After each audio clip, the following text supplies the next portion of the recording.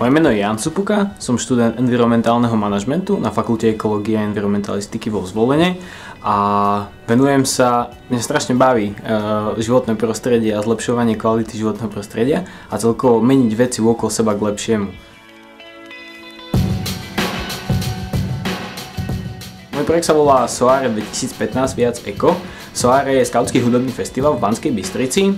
Toto je jeho 16. ročník a ja som prišiel do týmu tohto festivalu a rozhodol som sa ho spraviť viacej ekologickejší a znížiť jeho vplyv na životné prostredie.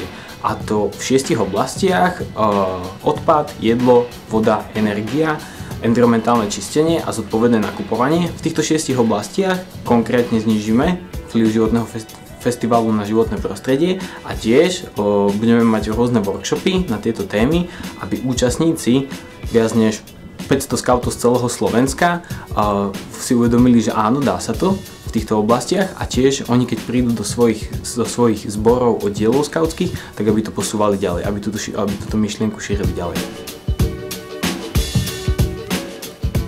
Udržateľný rozvoj je pre mňa možnosť žiť na tejto planéte tak, aby sme sa niekam posúvali, ale pritom, aby sme to vôbec mohli zostať. Pretože aktuálne je to tak, že čerpáme viacej, alebo bereme z prírody, alebo z nášho prostredia viacej, ako jej dávame. A ja si myslím, že to udržateľný rozvoj je pre mňa aktuálne o udržateľnom ústupe. Nie rozvoji, ale že jednoducho budeme musieť nájsť cestu, ako fungovať ďalej a trošku znižovať svoje nároky, lebo žijeme príliš luxusným životom. Ale aby som to odľahčil, tak za môj projekt v týme Soare veríme, že sa treba trvalo udržateľne zabávať.